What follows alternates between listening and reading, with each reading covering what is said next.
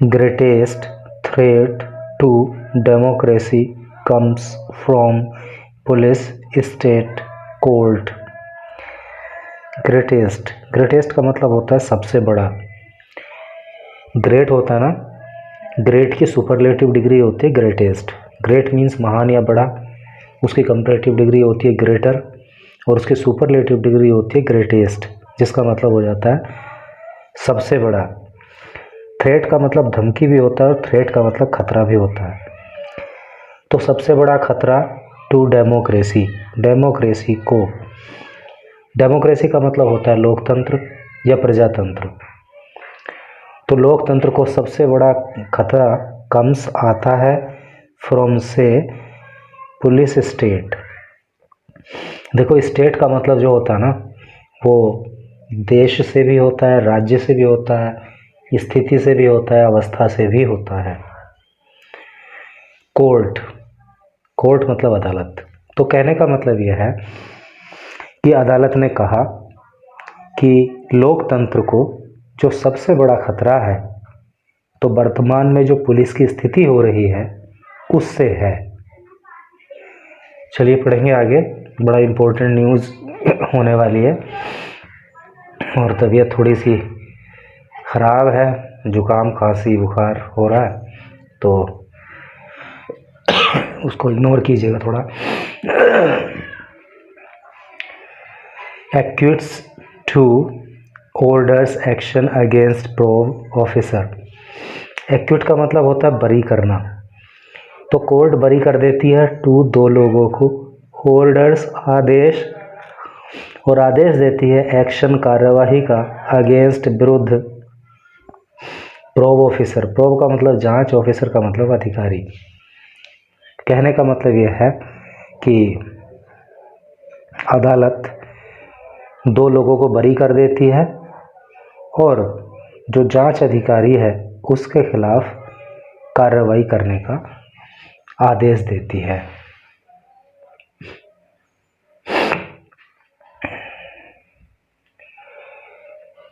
लिखा है severely reprimanding the investigating officer for setting aside the law by filing a charge sheet against two innocent persons merely to show that an attempt to murder case has been resolved। यहाँ तक ये पहले देखेंगे। Severely का मतलब होता है कड़ा, ये एडवर्ब के रूप में है तो कड़ा, कड़े रूप से। रिप्रीमेंडिंग इसका अर्थ होता है फटकार लगाना, डांट लगाना। तो कड़ी फटकार लगाते हुए द इन्वेस्टिगेटिंग ऑफिसर, किसको? इन्वेस्टिगेटिंग ऑफिसर को, जांच अधिकारी को, जिसकी कंसाइज फॉर्म IO होती है।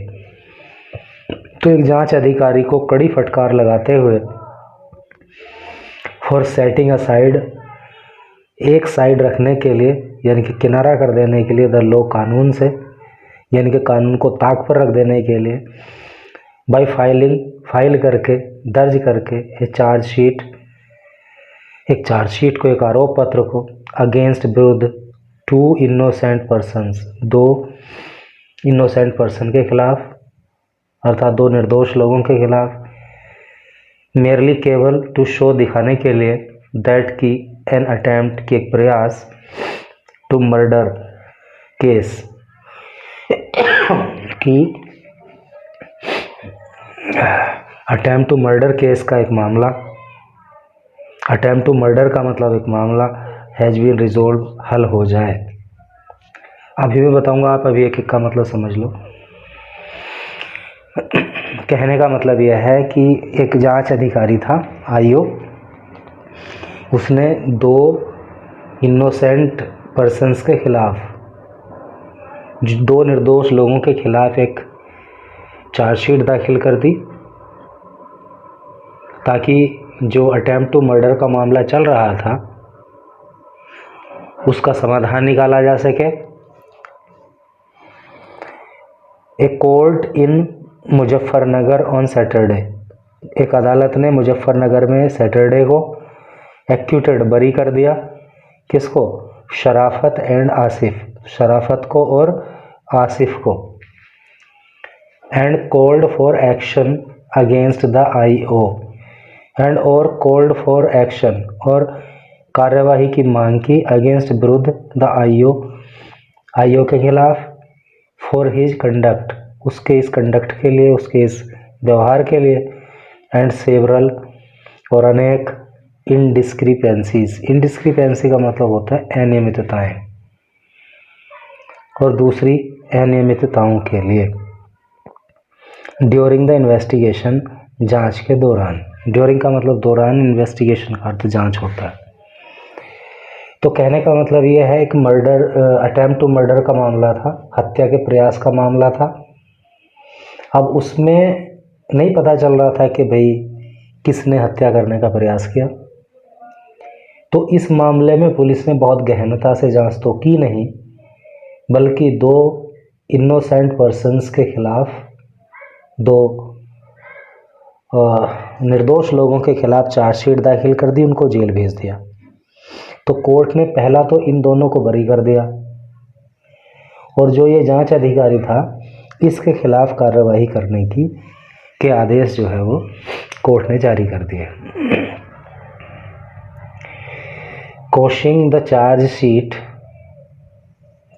The charges under IPC 307/34 and arms act. Quash का मतलब होता है रद्द करना, खारिज करना। तो रद्द करते हुए या खारिज करते हुए द चार्जेज, आरोपों को, under IPC 307/34 and arms act, तो आर्म्स एक्ट में, और IPC यानी कि इंडियन पिनल कोड, हिंदी में भारतीय दंड संहिता कहते हैं, तो उसकी धारा 307/34 के तहत जो आरोप इन लोगों पे लगाए गए थे उनको रद्द कर दिया गया। The court of additional session जज, द कोर्ट अदालत ऑफ एडिशनल सेशन जज, जो अतिरिक्त सत्र न्यायाधीश हैं उनकी अदालत ने, और ये कौन सा कोर्ट है? फास्ट ट्रैक कोर्ट है, फास्ट ट्रैक 3rd। क्या नाम है जज साहब का? रवि कुमार दिवाकर। तो इन्होंने क्या किया है? ऑब्जर्व्ड, इन्होंने कहा, क्या कहा? इन ए डेमोक्रेसी के अंदर, यानी कि लोकतंत्र के अंदर, the greatest power lies with the law, the greatest power, सबसे बड़ी जो शक्ति है, लाइज वो निवास करती है, विद द लॉ, कानून के साथ। कहने का मतलब यह है कि लोकतंत्र में सबसे बड़ी शक्ति किसके पास होती है? कानून के पास होती है, यानी कि कोर्ट के पास होती है। And the greatest threat to democracy, and और द ग्रेटेस्ट थ्रेट, और सबसे बड़ा खतरा, टू डेमोक्रेसी, लोकतंत्र के लिए, कम्स, आता है या पैदा होता है, from the police state, police की अवस्था से। यानी कि पुलिस किस तरह से काम कर रही है, अगर वो गलत तरीके से काम कर रही है तो डेमोक्रेसी के लिए सबसे बड़ा खतरा पुलिस से ही होता है। When police officers act arbitrarily, when, जब, जो पुलिस ऑफिसर्स हैं, जो पुलिस अधिकारी हैं, एक्ट, काम करते हैं, आर्बिट्रेरीली का मतलब होता है मनमाने ढंग से या निरंकुश तरीके से। तो जब पुलिस के अधिकारी निरंकुश तरीके से काम करते हैं, एंड वोयलेट, और वो उल्लंघन करते हैं, द फंडामेंटल राइट्स, मौलिक अधिकारों का, ऑफ सिटीजन्स, नागरिकों के, तो क्या होता है? It does not take long, तो लंबा समय नहीं लगता है, फॉर डेमोक्रेसी, लोकतंत्र के लिए, टू ट्रांसफॉर्म, कि वो बदल जाती है, इनटू ए पुलिस स्टेट, एक पुलिस स्टेट में। समझ रहे हो ना? कहने का मतलब यह है कि जब पुलिस के अधिकारी मनमाने तरीके से काम करते हैं और वो नागरिकों के जो फंडामेंटल राइट्स हैं, जो मौलिक अधिकार हैं, उनका उल्लंघन करते हैं, तो बहुत समय नहीं लगता कि वो देश, वो राज्य पुलिस के अधिकार में चला जाता है। The rule of law is Paramount in a democracy. The rule of law, जो कानून का राज है, इज पैरामाउंट, वो सर्वोपरि है, इन ए डेमोक्रेसी, एक लोकतंत्र में, अर्थात लोकतंत्र के अंदर कानून का राज होना चाहिए, वही सर्वोपरि है। It is judgement, in its judgement the court further stated. In its judgement, अपने फैसले में, द कोर्ट, अदालत ने, फर्दर स्टेटेड, आगे कहा। तो अदालत ने अपने फैसले में आगे कहा क्या? रेस्पेक्ट फॉर यूनिफॉर्म, कि जो रेस्पेक्ट है, जो सम्मान है, फॉर यूनिफॉर्म, यूनिफॉर्म के लिए, यूनिफॉर्म के लिए सम्मान होने का क्या मतलब है कि जो पुलिस की यूनिफॉर्म है, पुलिस की वर्दी है, उसके लिए जो लोगों के मन में सम्मान होता है, इज एनहांस्ड, वो एनहांस हो जाता है। एनहांस का मतलब होता है बढ़ जाना, तो वो बढ़ जाता है, नोट बाई इट्स पावर, इसकी शक्ति के द्वारा नहीं। समझ रहे हो ना कि लोगों के मन में जो वर्दी के प्रति सम्मान है वो इसकी शक्ति से नहीं बढ़ता है, बट लेकिन बाई इट्स रेस्ट्रेंट, बल्कि ये सम्मान बढ़ता है किससे? इसके संयम से, इम्पार्शलिटी, इसकी किसी के साथ भेदभाव ना करने की नीति से, एंड कॉन्स्टिट्यूशनल इंटीग्रिटी, और लोकतंत्र संबंधी जो अखंडता है उससे। ठीक है, तो वर्दी के प्रति सम्मान इसकी शक्ति से नहीं बल्कि संयम से, इम्पार्शलिटी से और लोकतंत्र की अखंडता से, संविधान की अखंडता से बढ़ता है। Where fear replaces law, where जहाँ पे भय रिप्लेसेस, स्थान ले लेता है लॉ, कानून का, यानी कि जब कानून के स्थान पे भय आ जाए, the freedom of citizens in endangered, तो द फ्रीडम ऑफ सिटीजन्स, तो नागरिकों की जो स्वतंत्रता है, इज एंडेंजर्ड, तो वो एंडेंजर हो जाती है, खतरे में आ जाती है। ठीक है, यानी कि जब लोगों को लगने लगे कि अब कानून का राज नहीं है और भय व्याप्त लोगों के अंदर हो जाए, तो समझ लो कि वहाँ लोगों की स्वतंत्रता खतरे में है। The case stemmed from an incident, the case, ये मामला स्टेम्ड, पैदा हुआ था, फ्रॉम एन इंसिडेंट, एक घटना से, ऑन अगस्त 16, 2023, यानी कि 16 अगस्त 2023 को एक घटना घटित हुई थी और उससे ये मामला सामने आया था, पैदा हुआ था। क्या घटना थी? When unidentified assailants allegedly fired upon a truck parked next to a petrol pump near Sisona Village। घटना ये हुई थी कि when unidentified assailants, unidentified का मतलब अज्ञात, assailant का मतलब होता है हमलावर। जब अज्ञात हमलावरों ने अलेजली, कथित रूप से, फायर कर दिया था, गोली चला दी थी, अपॉन ए ट्रक, एक ट्रक के ऊपर, पार्कड, जो खड़ा हुआ था, next to a petrol pump, एक पेट्रोल पंप के आगे, नियर सिसोना विलेज, सिसोना गांव के पास में।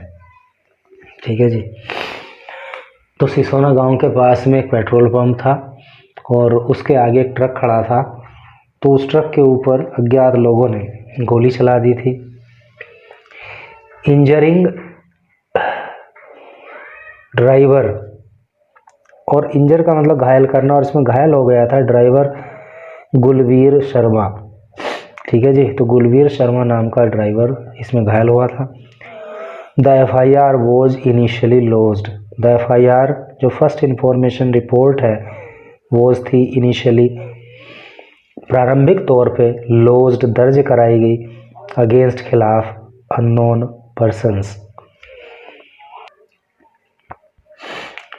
तो शुरू में क्या था कि अननोन पर्सन के खिलाफ, अज्ञात लोगों के खिलाफ FIR दर्ज कराई गई थी, एट छापर थाना में 10 days later 10 दिनों के बाद 2 men 2 लोग इन दियर लेट 20s, ठीक है, जो 20 साल से के थे, फ्रॉम मेरठ के रहने वाले थे, मेरठ डिस्ट्रिक्ट मेरठ ज़िले के, वर अरेस्टेड उन्हें गिरफ्तार कर लिया गया था विद ए नाइफ एक चाकू के साथ and a country made pistol. Country made pistol का मतलब देश में बनी हुई पिस्टल, देश में बनी हुई बंदूक। And is sent to jail. तो 2 लोगों को जो मेरठ ज़िले के रहने वाले थे उन्हें एक चाकू के साथ और एक देसी तमंचे के साथ गिरफ्तार कर लिया गया था एंड सेंट टू जेल, और उन्हें जेल भेज दिया गया था। According to court order, according to के अनुसार कोर्ट ऑर्डर, कोर्ट के आदेश के अनुसार, ड्यूरिंग द ट्रायल, ट्रायल के दौरान, ट्रायल का मतलब जब मुकदमा चल रहा होता है तो वो टाइम पीरियड जो होता है वो ट्रायल का होता है, सुनवाई कहते हैं जिसको। तो according to court order, court ने जो आदेश दिया,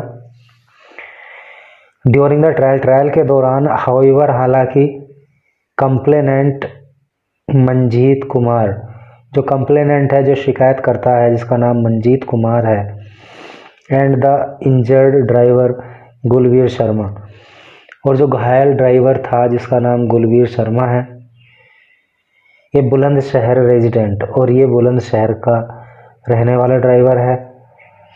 रेजिडेंट का मतलब निवासी होता है। फेल टू आइडेंटिफाइड, तो ये फेल हो गया था, असफल हो गया था, टू आइडेंटिफाई, पहचान करने में, द एक्यूज्ड आरोपी की, ठीक है जी। तो अदालत ने बताया कि जब सुनवाई चली कोर्ट में तो जो शिकायतकर्ता मंजीत कुमार था और जो घायल ड्राइवर गुलवीर शर्मा था तो वो आरोपी को पहचान नहीं पाए। दे कंसिस्टेंटली स्टेटेड, दे उन्होंने कंसिस्टेंटली मतलब बार बार या लगातार स्टेटेड कहा, दैट की द इंसिडेंट अकर्ड, कि जो इंसिडेंट है, जो ये घटना है, अकर्ड, ये घटित हुई, इन डार्कनेस, अंधेरे में। उन्होंने कहा कि ये घटना अंधेरे में घटित हुई थी। The complainant also told the court, जो कंप्लेनेंट है, जो शिकायत करता है, ऑल्सो भी टोल्ड, बताया, द कोर्ट, अदालत को। तो उन्होंने अदालत को बताया that police obtained his signatures, कि पुलिस ने ऑब्टेंड, प्राप्त कर लिया था, हिज सिग्नेचर्स, उनके सिग्नेचर्स को, उनके हस्ताक्षरों को। ऑब्टेन का मतलब प्राप्त करना होता है, ले लेना होता है। On blank paper, blank paper पे यानी कि खाली पेपर पे। एंड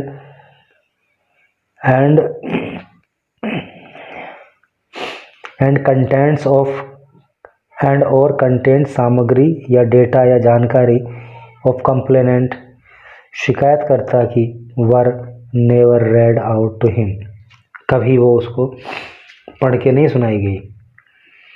तो इन्होंने बताया कि भाई शिकायतकर्ता ने कि हमारे तो पुलिस ने ब्लैंक पेपर पे साइन करवा लिए थे, और फिर आगे क्या इन्होंने जांच की, क्या मामला रहा, क्या रहा, वो हमें सब जो है पढ़ के नहीं बताया गया।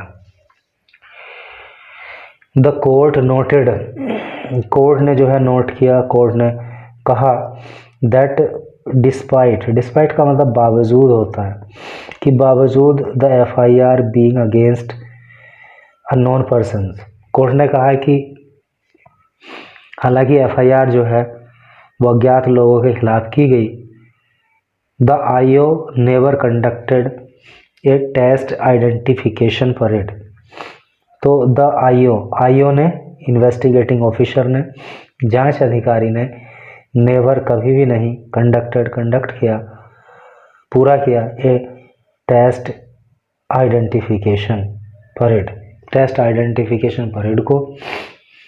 टेस्ट आइडेंटिफिकेशन परेड का मतलब ये होता है कि जिस मामले में आरोपी की पहचान नहीं हो पाती है, अज्ञात आरोपी होता है, तो उसको पहचानने के लिए, जिसको जो शिकायत करता है वो उसको पहचाने, इसलिए एक आइडेंटिफिकेशन परेड कराई जाती है। तो इन्होंने कहा कि वो भी नहीं कराई गई।